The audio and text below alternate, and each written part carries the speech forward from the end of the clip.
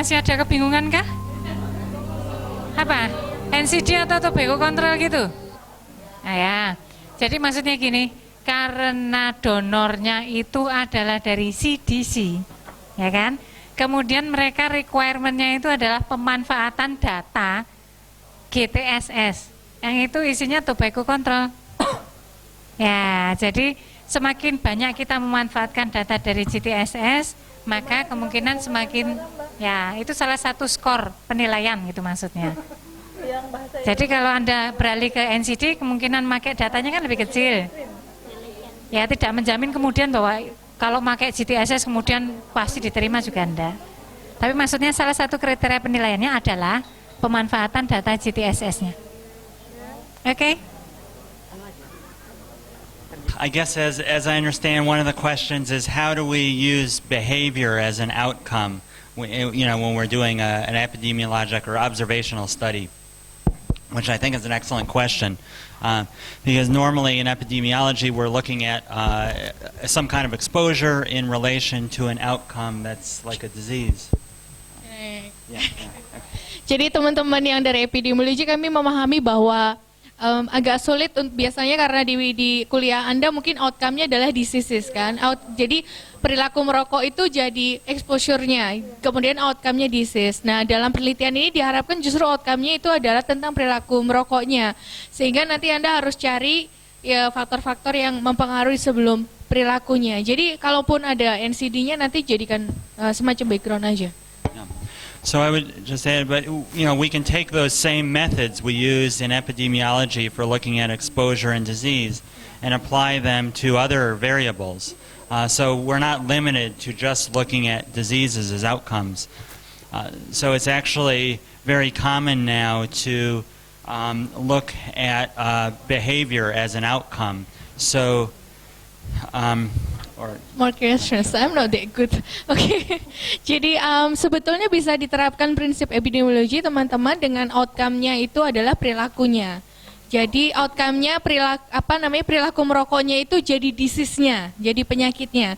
Sehingga teman-teman nanti harus mencari faktor resikonya yang untuk perilaku merokok ini apa. Okay? Yeah. And so one reason why we would do that is if we're looking at an outcome like cancer, we might have to wait, and we're looking at people who are smoking now, we might have to wait 20 or 30 years to count up how many cancers there are. So if we want to know an answer in the shorter term, we have to look at some shorter term measure. So we can look at whether the intervention we're doing is having an impact on the smoking behavior. And then we can infer from that, if we're reducing smoking prevalence, that we're also going to reduce cancer later on. Oke, jadi kalau yang biasanya kita outcome-nya adalah kanker misalnya ya.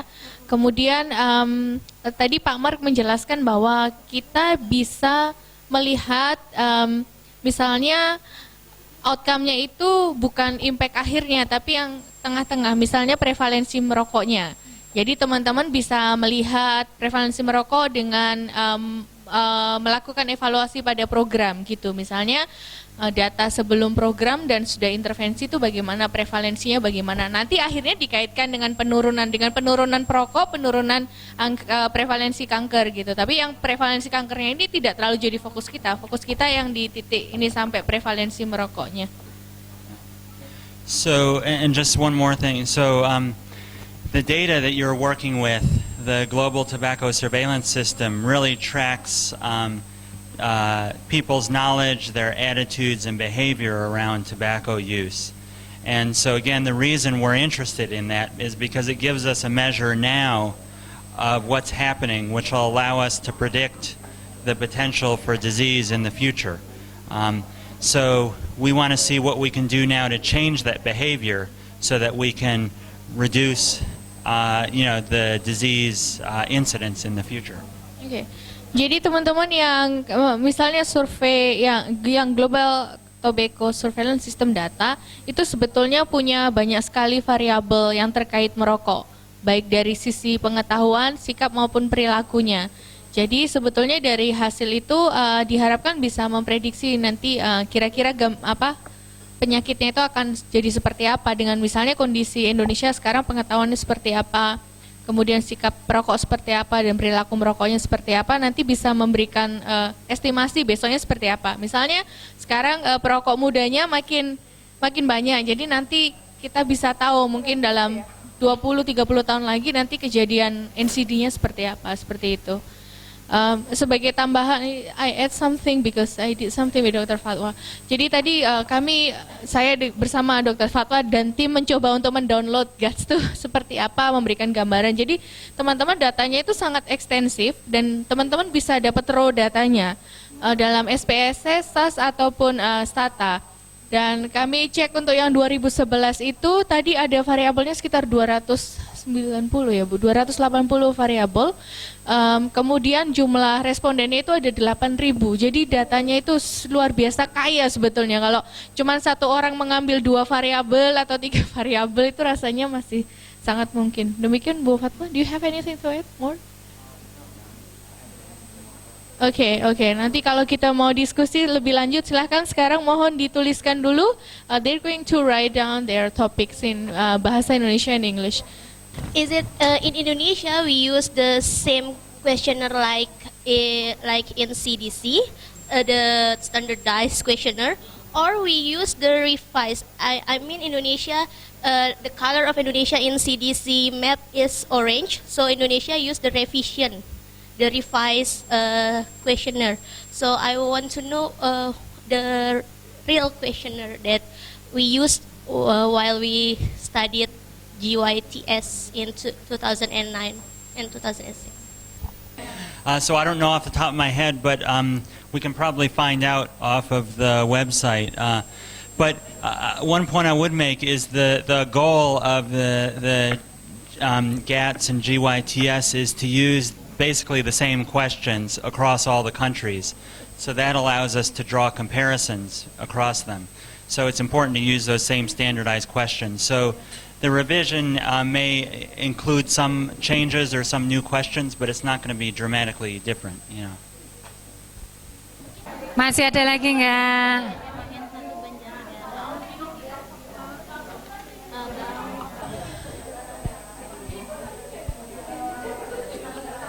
Baik, mohon perhatiannya sebentar teman-teman.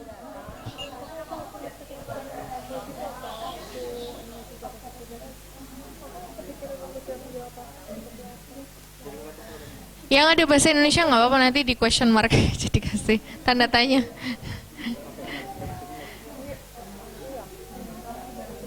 Oke, baik.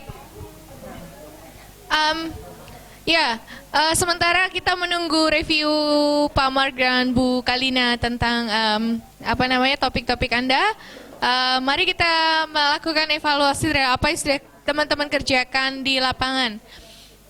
Ada yang mau share apa yang dialami di lapangan? Apakah lebih sulit atau lebih gampang daripada yang dibayangkan? Ya, tadi kan sebelum turun ke lapangan, sebelum turun ke lapangan kan kami dapat sedikit gambaran dari Ibu, kemungkinan untuk daerah kampus itu akan sulit mendapatkan gitu. Makanya tadi kami punya 2 opsi. Pertama di TYKPN, seandainya itu nggak dapat, kita mau ganti kampus langsung gitu. Nah ternyata begitu kami masuk memang kampusnya bersih. Terus kita udah pesimis tuh karena kita nyebar kan masing-masing. Nah ternyata alhamdulillah, alhamdulillah yang tadinya pesimis jadi optimis gitu. Karena satu persatu mulai bermunculan Bu gitu. Ya, entah dari pojokan, entah dari tong sampah, entah dari mana gitu. Itu aja sih pengalamannya.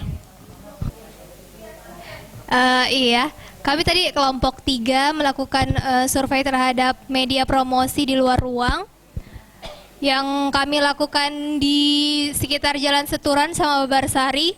Kebetulan kalau yang saya itu dapat di Jalan Seturan, dan satu yang kami temukan yang agak ekstrim itu ada baliho besar, billboard besar itu yang masuk di wilayah UPN. Seharusnya kan wilayah pendidikan kampus kan seharusnya termasuk KTR ya. Tapi billboard besar itu ada di dalam pagar UPN dan berdampingan dengan apa namanya, penerimaan mahasiswa baru. Oke, ya. Anda ambil fotonya? Ya. Ya, besok kita saksikan. Terima kasih. Jalan apa kita tadi? Oh iya, sepanjang jalan Seturan tadi kita menyapu jalan, bukan menyapu sih, maksudnya berjalan sampai sekitar 500 meter dan banyak sekali yang kami temukan. Cuma dari yang kami temukan itu malah kami agak sedikit bingung saat membedakan karena semuanya bukan perokok gitu. Jadi kita agak bingung membedakan mana rokok putih, mana rokok kretek filter gitu, karena ternyata dari rokok-rokok yang kita ambil sampel itu agak menipu gitu kan. Kita mau melihat apakah jumlah dalam satu kemasan itu 20 batang atau lebih gitu kan. Nah, di situ ternyata ada yang 16 batang tapi tulisannya 16 kretek filter gitu, tapi itunya putih gitu rokoknya kayak gitu. Nah, mungkin dari fasilitator bisa dibantu untuk memberikan sedikit penjelasan perbedaan antara dua rokok. Bayangan Anda rokok kretek itu kayak apa ya? Bayangan teman-teman rokok kretek itu kayak apa ya? Kayak Gisamsu gitu. Dan di Indonesia 80-90% produk yang beredar adalah rokok kretek. Jadi kita jarang, yang white cigarette itu sangat jarang, brandnya cuma sedikit, rata-rata rokok. Jadi yang white cigarette itu maksudnya bukan karena itu yang putih ya teman-teman. Disebut white cigarette itu karena mungkin karena yang mengkonsumsi banyak orang kulit putih. Jadi kayak merek-merek Marlboro yang lama sebelum Marlboro bikin rokok kretek juga di Indonesia, mereka kan bilangnya white cigarette gitu. Maksudnya bukan karena bungkusnya itu warna putih. Jadi nanti kalau hitam atau coklat Anda bilang black cigarette nanti. Oke, gitu ya. Terima kasih. Oke, kita sudah mendengar beberapa pengalaman. Sekarang apa lesson learn yang kita dapatkan dari turun ke lapangan, teman-teman? Ada yang mau sharing? Yang kelompok yang belum sharing? Pelajaran apa yang Anda dapat pada saat Anda dilepas ke lapangan untuk melihat tentang masalah pengendalian tembakau di Indonesia? Ada yang mau sharing? Pelajaran apa yang Anda dapatkan tentang? Boleh, silakan. Ya, Anda kan ke lapangannya Maya. Virtual. Silakan. Itu ada mic-nya. Tika, tolong. Ternyata banyak hal yang di dunia maya itu yang luput dari peraturan PP 109. Jadi ketika kita menemukan fenomena-fenomena lain yang ternyata karena tujuan kita hanya melihat dia compliance atau tidak sama PP 109. Jadi kan kita hanya mengikuti apa yang tercantum di peraturan tersebut. Tapi ketika kita akses internet itu banyak banget yang sebenarnya kita tahu ini salah. Kalau di yang checklist union buat itu masuk pelanggaran, tapi karena di PP 109 itu nggak masuk, jadi kita miss di situ. Nah, itu kelihatan bagaimana tobacco industry ini punya celah untuk menyasar sasaran mereka lewat dunia maya, dunia media internet seperti itu. Terutama YouTube. Ketika mereka banyak di ban iklan, itu kan akhirnya mereka banyak unggah iklan mereka di YouTube. Nah, kalau kita lihat di YouTube itu macam-macam iklannya dan viewersnya banyak. Nah, tapi itu tidak masuk pelanggaran karena itu kan masuknya di YouTube nih. Jadi bingung kita, ini dia belum diatur sama. Iya, belum diatur. Kita nggak bisa bilang dia nggak compliance kan? Karena tidak ada di peraturan. Oke, terima kasih. Karena ini tidak ada izin itu ya, mau tidak mau kita harus mengendap-endap. Kita harus memencar, tidak bisa berkelompok.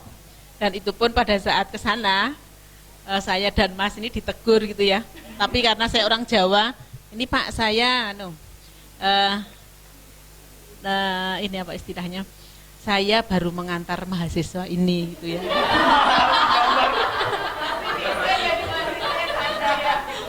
Iya, karena kan memang percaya wajah saya sudah bermutu gitu ya. Bermuka tua. Nah, itu pengalaman yang saya alami karena memang untuk penelitian seperti ini kan memang seharusnya gitu ya ada semacam izin gitu ya, sehingga bagi pelaku itu bebas mau kemana saja gitu ya. Kemudian juga karena di sana banyak mahasiswa, dan kami pun juga wah ini nggak ada izin ya. Akhirnya kami juga merasa bagaimana gitu ya. Akhirnya mereka juga tahu pada saat memfoto mahasiswa, saya ya, actingnya coba ini ada artis baru difoto gitu ya. Nggak, itu mungkin pengalaman kami pada saat mengambil data. Terima kasih. Terima kasih Ibu. Ada lagi teman-teman yang mau sharing lesson learn? Apa ini kan pengalaman baru Anda mungkin kalau yang teman-teman dari promosi kesehatan mungkin lebih familiar melakukan observasi perilaku ya di lapangan. Tapi teman-teman FETP ini mungkin hal yang baru. Anda biasa yang diamati kalau surveillance apa?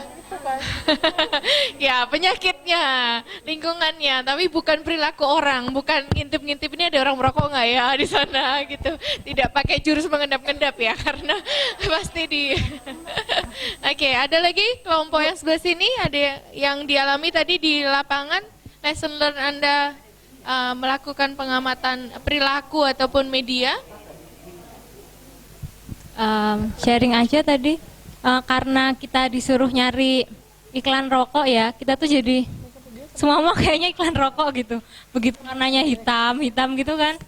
Nah, kita foto, loh, oh bukan iklan rokok kayak gitu. Jadi ternyata kita malah saking ini aware-nya sama iklan rokok jadi kayak gitu. Terus habis itu ada juga sih beberapa yang ternyata memang mereka itu pintar untuk mengakali ya. Memang kita nggak boleh memasang iklan rokok di tempat-tempat seperti halte dan lain sebagainya, tapi ternyata iklannya itu dipasang di depannya kayak gitu. Jadi ketika kita berada di dalam halte justru pemandangan itu tuh yang paling tampak di situ guys, seperti itu. Terakhir dari grup sana, habiskan berapa rupiah untuk membeli rokok hari ini?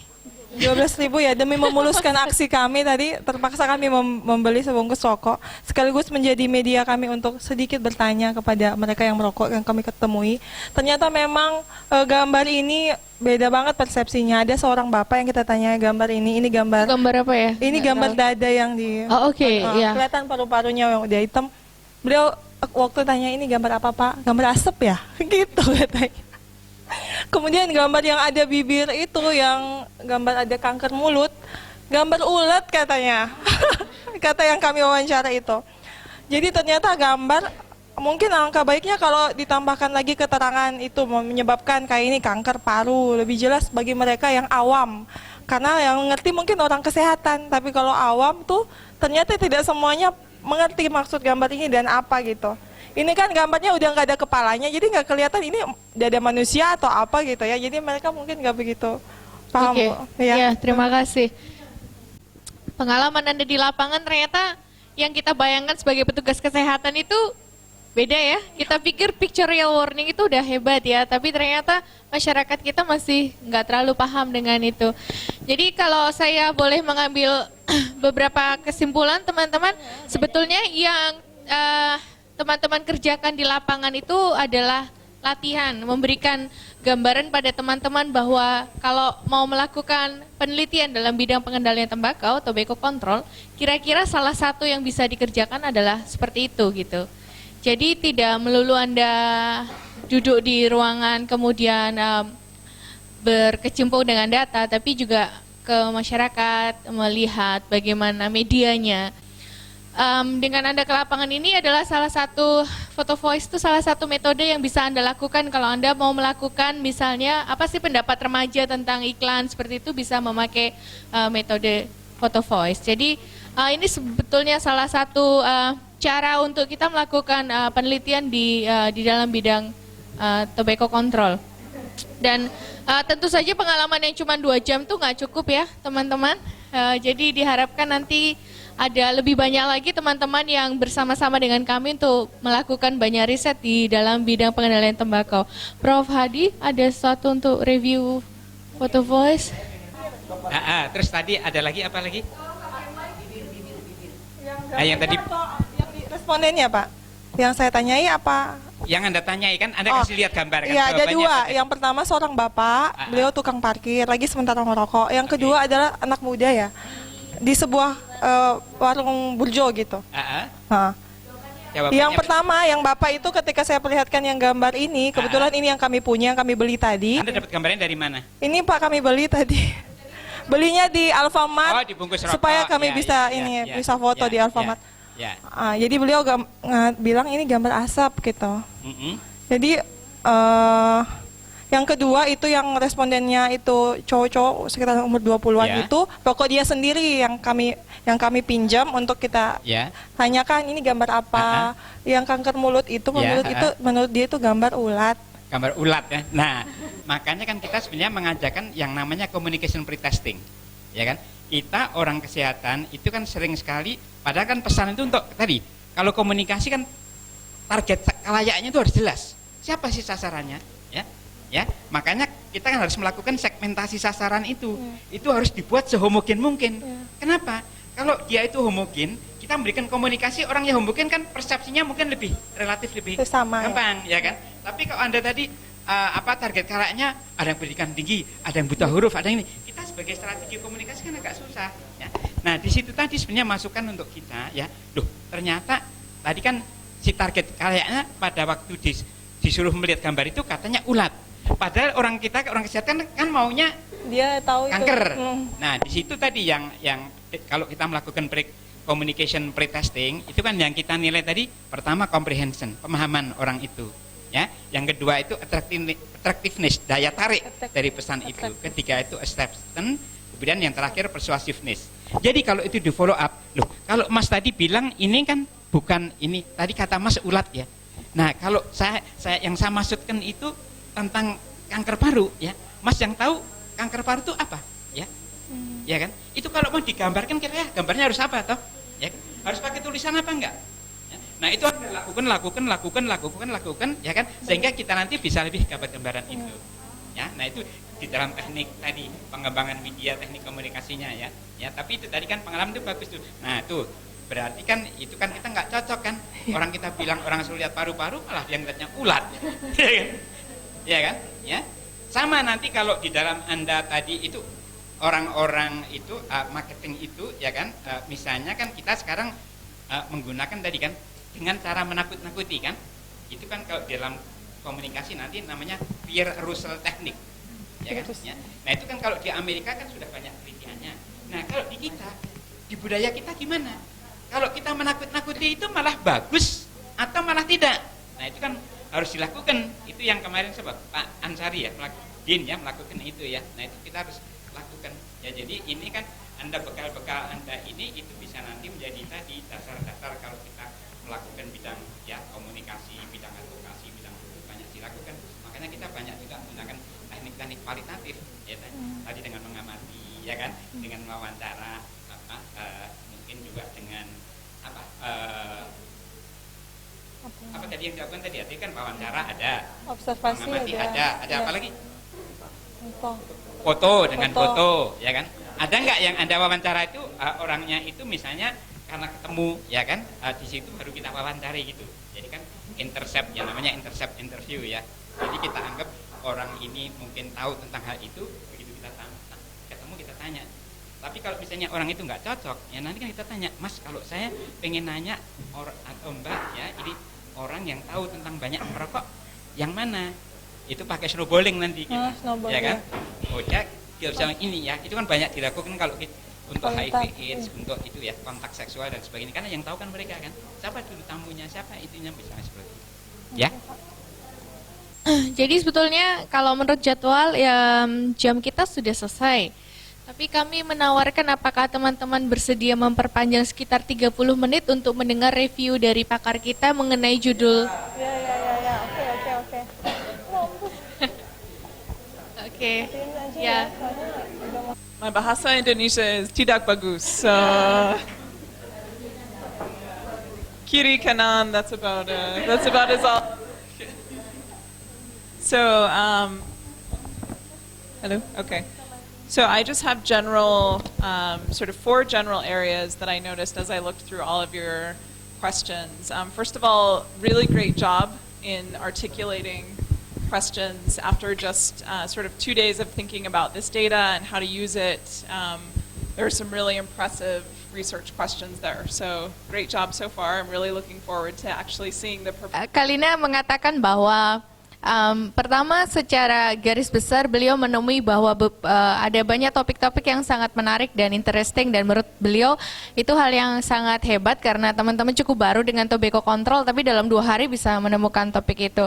Beliau akan menyampaikan seperti ada 4 topik besar yang akan dibahas oleh beliau. Please do. All right, so the first sort of general comment I would say based on your questions is really think about narrowing the scope of the question that you've written. And this doesn't apply to everyone, but many of them I read are very, very broad in scope. So just to give a couple of examples. Kalina ini translator. Maaf. Jadi komen pertama adalah banyak topik penelitian yang masih sangat luas. Jadi perlu disempitkan karena perlu lebih spesifikkan sebetulnya teman-teman yang mau dicari apa. Kita akan lihat beberapa contoh. Oke. Okay, so some examples are there were questions that asked what are the factors associated with a certain population quitting. So I think, you know, when you're looking at preparing a proposal, especially when you're looking at a budget of about $1,000, you're going to have to narrow the scope of what you're asking. So. Oke, ada satu contoh misalnya faktor-faktor apa saja yang berhubungan dengan keinginan untuk berhenti merokok pada katakanlah pada pasien apa gitu misalnya seperti itu.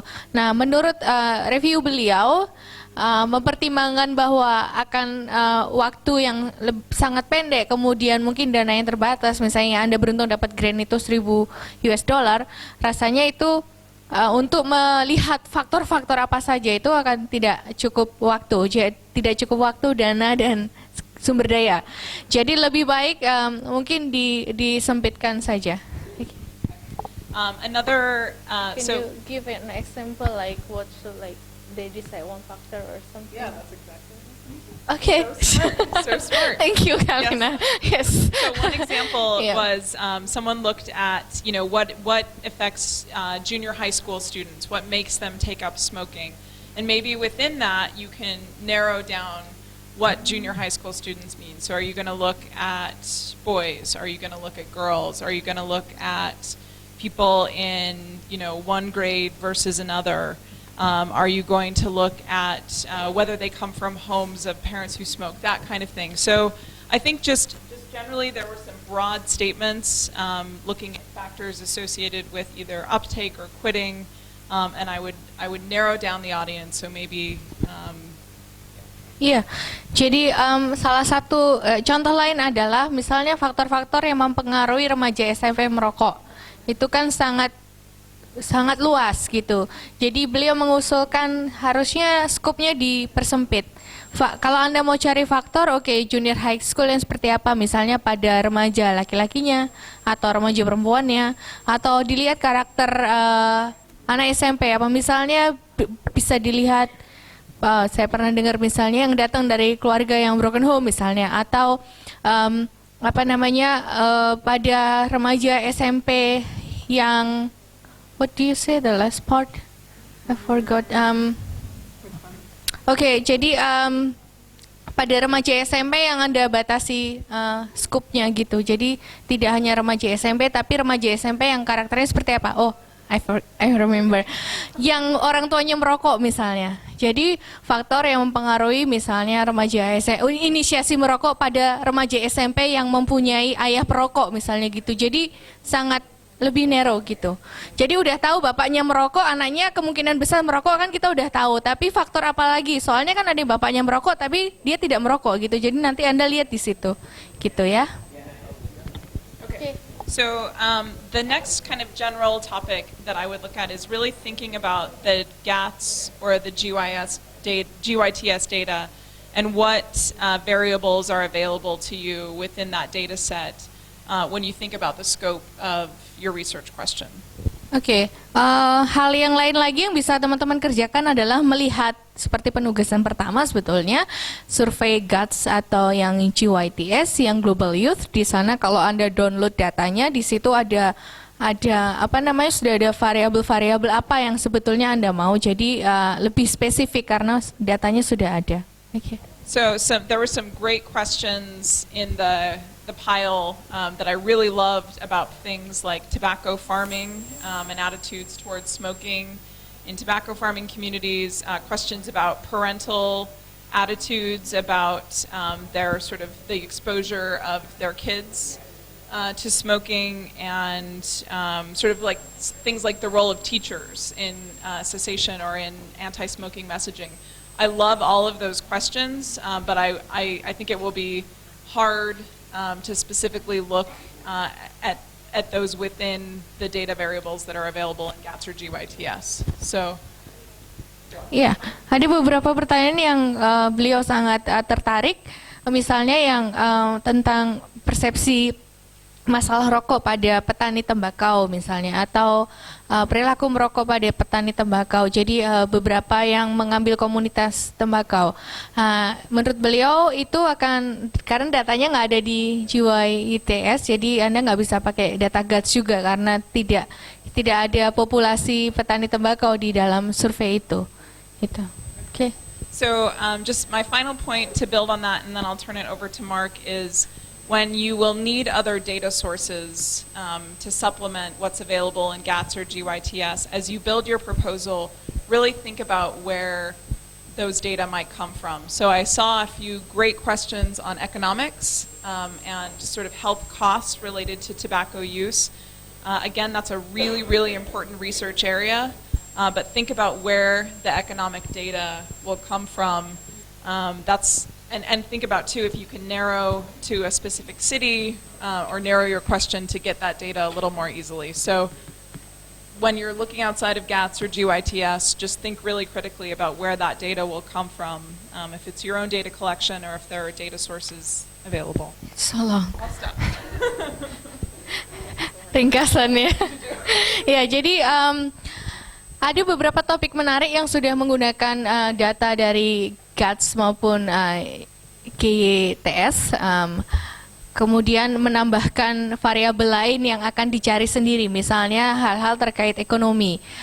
Beliau mengingatkan untuk visibility untuk mencari data itu.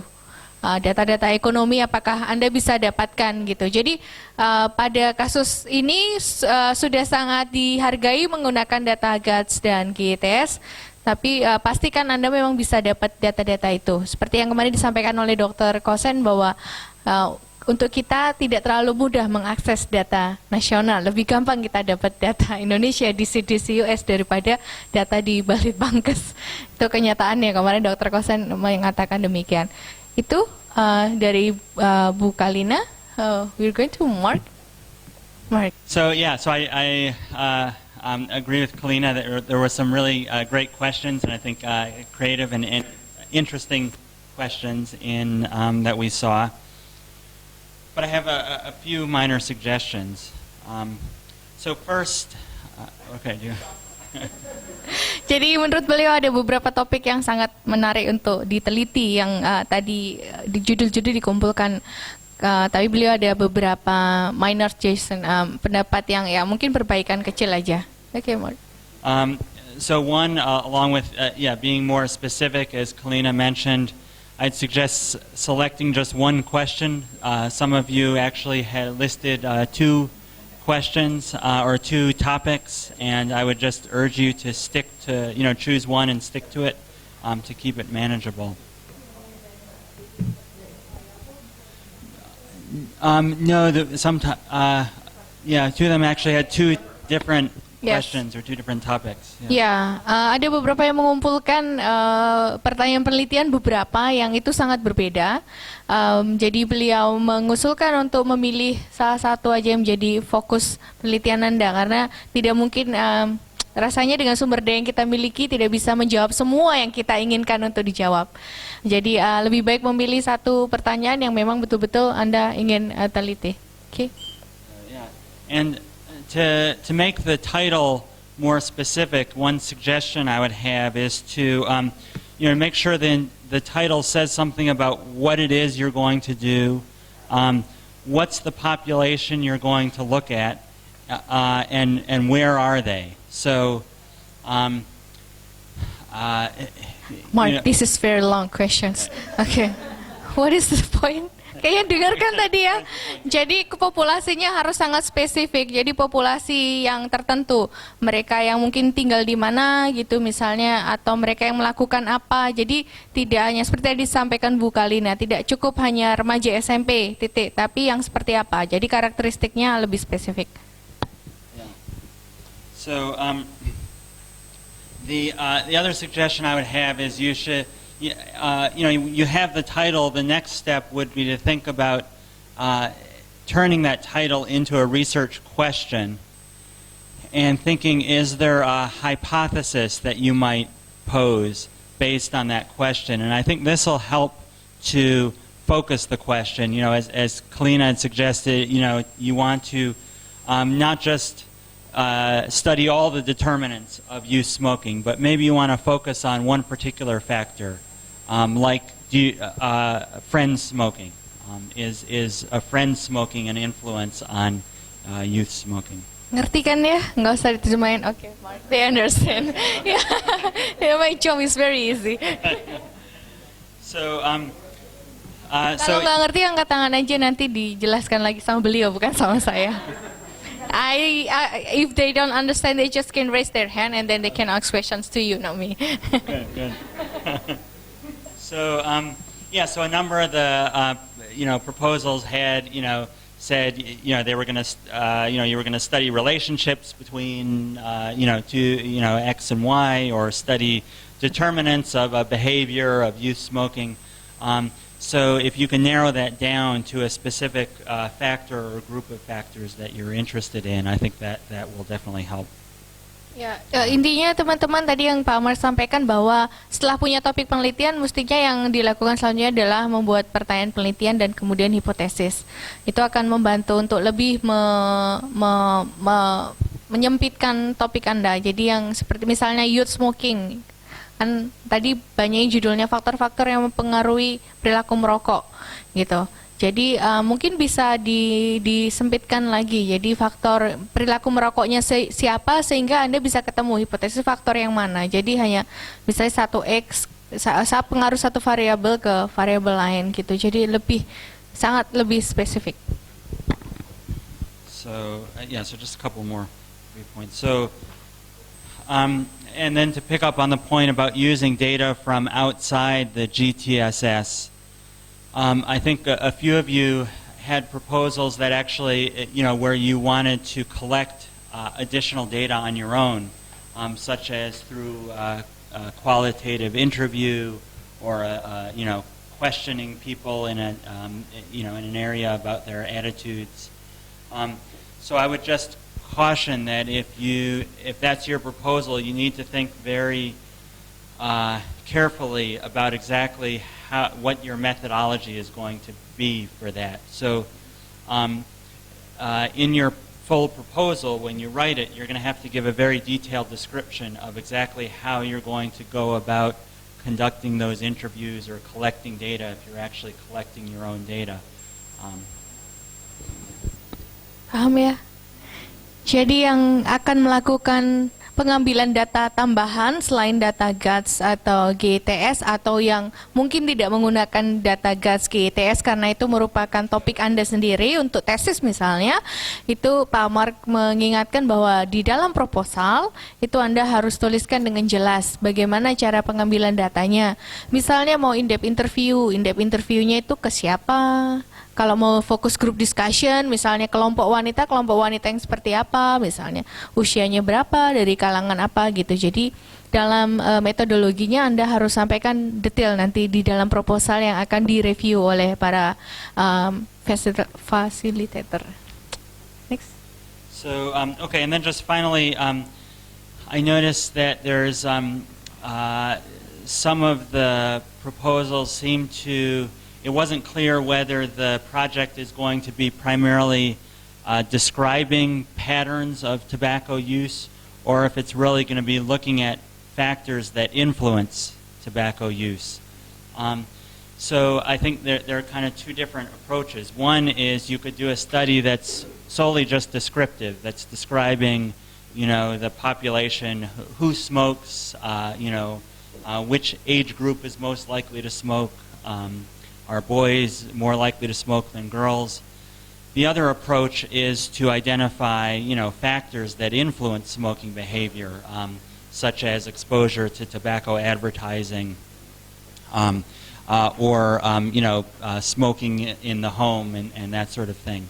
And I noticed sometimes it wasn't clear which of those two approaches you're taking. So I'd suggest you may want to think about what is it you want to focus on. Is your study going to be primarily just sort of describing patterns of tobacco use in a population, or is it going to be trying to correlate factors, specific factors with smoking behavior? And that, because those are two different methodologies, so you want to make that clear from the start. Ngerti ya? Is that clear? Ya, intinya ada dua pendekatan dalam data. Yang satu deskriptif, yang satu lebih ke analitik. Nah, judul yang dikumpulkan teman-teman itu dari judulnya, para reviewer itu masih merasa kebingungan. Sebetulnya teman-teman ini mau membuat apa? Apakah teman-teman hanya akan deskriptif saja, jadi mendeskripsikan atau gambaran perilaku merokok. Jadi misalnya yang merokok itu adalah remaja usia berapa, laki-laki perempuan, dari sosial ekonomi apa, atau teman-teman akan melakukan analisa. Jadi perilaku merokok kemudian dianalisa faktor-faktor yang mempengaruhi. Jadi bukan cuma bilang 80% perokok remaja itu berasal dari daerah pedesaan misalnya seperti itu. Tapi teman-teman akan melihat apakah ada hubungannya antara tinggal di desa dengan perilaku merokoknya gitu. Dari judul yang ada nampaknya belum terlalu jelas sebetulnya maunya teman-teman kira-kira begitu. Itu tadi kalimatnya nggak seperti itu, lebih soft ya, maaf teman-teman, bahasa Indonesianya nggak terlalu bagus. Oke, Mark, anything? Oke, itu? Oke, ada yang mau bertanya? Oh, do you want Rachna? Oke, sure. Thank you. I don't have too many additional comments. I think they covered almost everything, but I did want to echo the thought of some of your topics are very broad, and so also, when you think about narrowing them down, like Mark and Kalina said, think about kind of narrowing down to a population and a specific question, but also think about your budget and your timeline. Oke, jadi sama komentarnya, masih banyak yang terlalu luas. Pada saat Anda akan menyempitkan topik, mohon diingat juga masalah waktu Anda untuk melakukan penelitian yang mungkin harus mengejar lulus kapan karena ditunggu calon istri misalnya. Nah, itu nah, dan juga masalah budget. Jadi mohon di topiknya lebih disempitkan, tidak terlalu luas. Because your budget and your timeline will really drive how much you can do and what you can do with your research questions. So just consider that.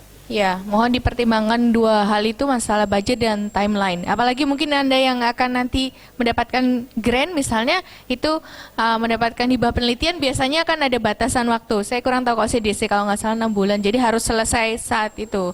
Jadi mohon nanti diperhatikan itu.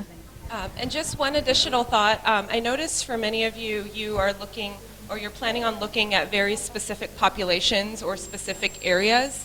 And if you are planning on using GATS or GYTS data as your primary data source, do be aware that those are usually nationally representative. Those are nationally representative data, and you may not be able, or you likely won't be able to get to a certain population from that data. So you can look at maybe urban versus rural or male versus female, but you can't necessarily use that data to look at a very specific population.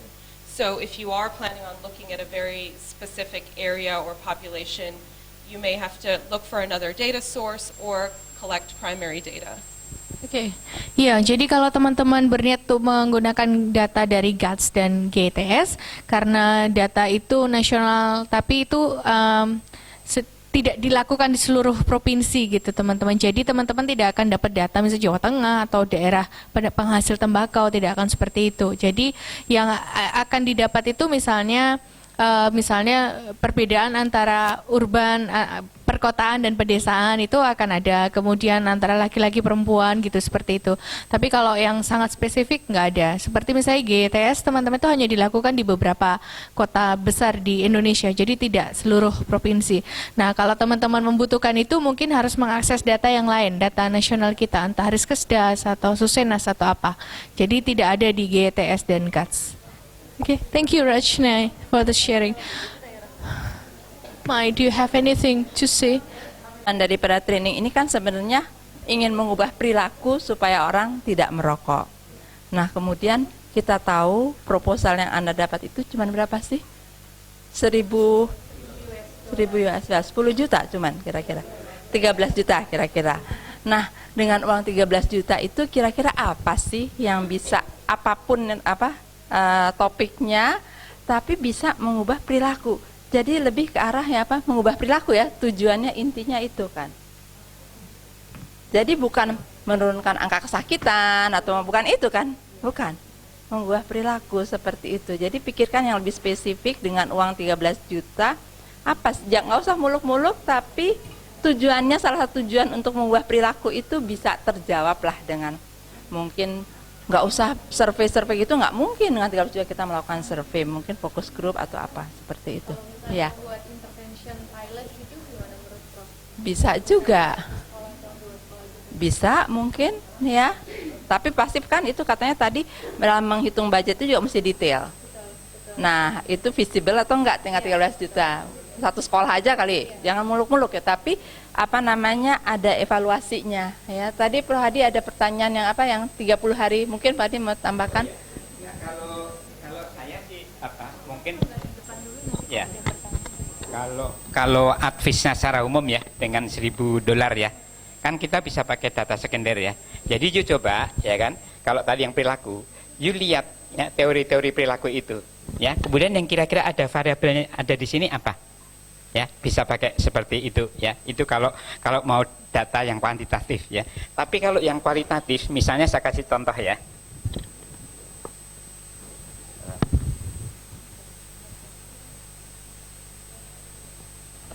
Ya, misalnya nih yang kualitatif ya.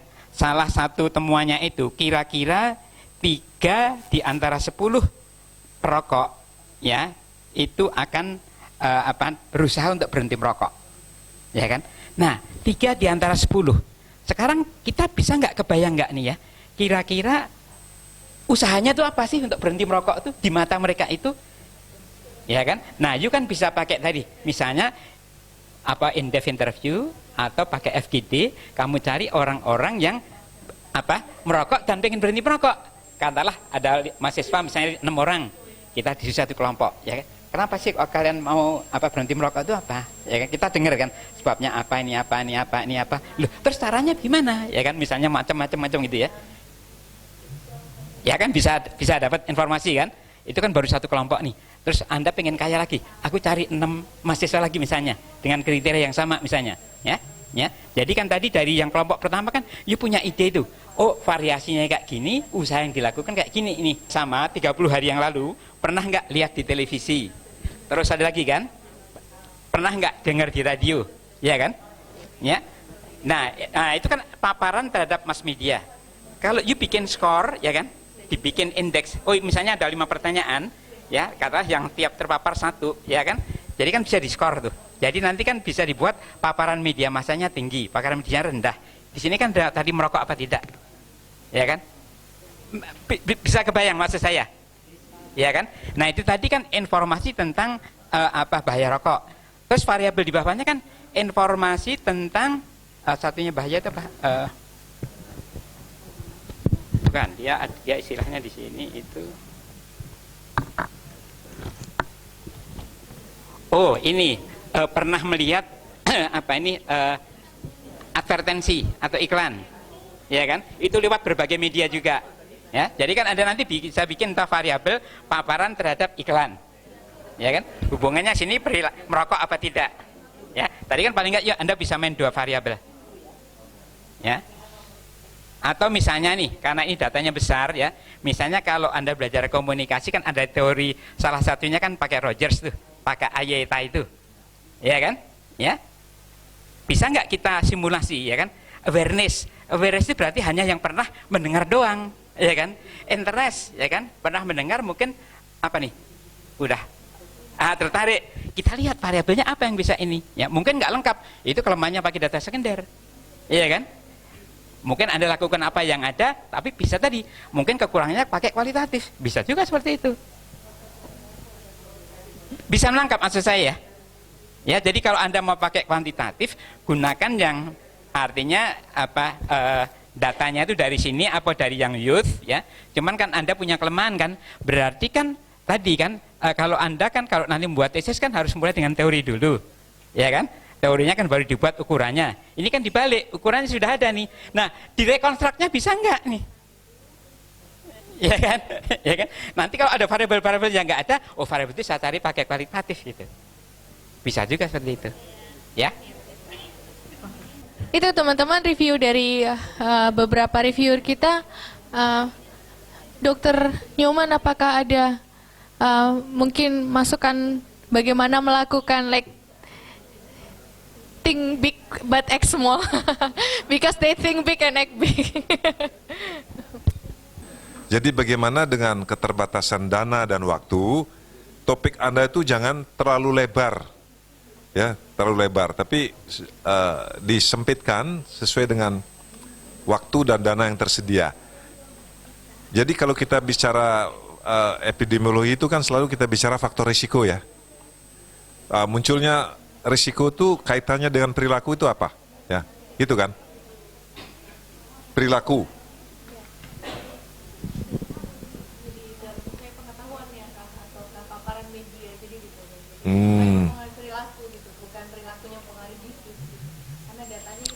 Apa yang mempengaruhi perilaku mereka sehingga mereka merokok begitu ya? Apa yang mempengaruhi karena maconya gitu ya misalnya? Misalnya iya dijual apa namanya bahwa rokok itu maco sehingga kan anak-anak kan mau merokok karena itu maco. Tadi juga saya tanya supirnya Bu Wita ya, kenapa sih kamu merokok? Karena pergaulan. Jadi ya karena pergaulan, teman yang rokok dia ikut merokok lama-lama terus dia tergantung ya. Dulu dia diajak, lama-lama ngajak gitu kan. Itu kan. Sama dengan juga orang pergi ke tempat prostitusi, tadinya kan malu-malu kucing dia. Diajak sama temannya sekali, nolak-nolak 2 kali, mau terus akhirnya ngajak teman dia. Nah itu urutannya gimana gitu. Suatu saat misalnya di Surabaya, di kantor kesehatan pelabuhan di sana ya. Ini satu ilustrasi saja. Satu ilustrasi. Waktu ditegur itu namanya restoran kafe yang menyediakan apa namanya asbak. Tanya kenapa Bu diizinkan merokok? Wah kalau nggak diizinkan mereka nggak belanja di sini katanya. Nah, padahal yang ngerokok itu beli minuman 1 gelas, kue duduknya 2 jam. Jadi setelah ada semacam case control yang dimana yang menyediakan asbak sama yang tidak, ternyata omsetnya lebih banyak yang tidak menyediakan asbak, baru dia kaget. Nah, dia tidak menyediakan asbak. Karena yang ngerokok itu minum 1 gelas, makan. Tapi kalau yang tidak menyediakan asbak, makan terus dia bakso dan semuanya pesan. Jadi mungkin pendekatan itu juga bisa dipakai, itu salah ya. Nah, seperti misalnya, saya lihat tuh dia mereka dengan laptop, dia cuma ngerokok pus, cuman 1 gelas kopi dia. Makanya nggak kuat orang merokok itu. Saya nggak tahu mau arahkan kemana ini anunya. Mereka mencari dong. Hah? Kita nanti grandnya mau dokter Nyoman. Bukan, coba dicari ya, dicari sehingga apa namanya dengan keterbatasan waktu, keterbatasan dana, bagaimana kalian itu menyiapkan topiknya. Sebab kalau terlalu lebar juga banyak yang nggak suka gitu ya. Terlalu panjang juga banyak yang nggak suka. Terima kasih Dokter Nyoman. Oke teman-teman, times up. Ini berlebih 2. Panitia akan menyampaikan assignment untuk malam ini.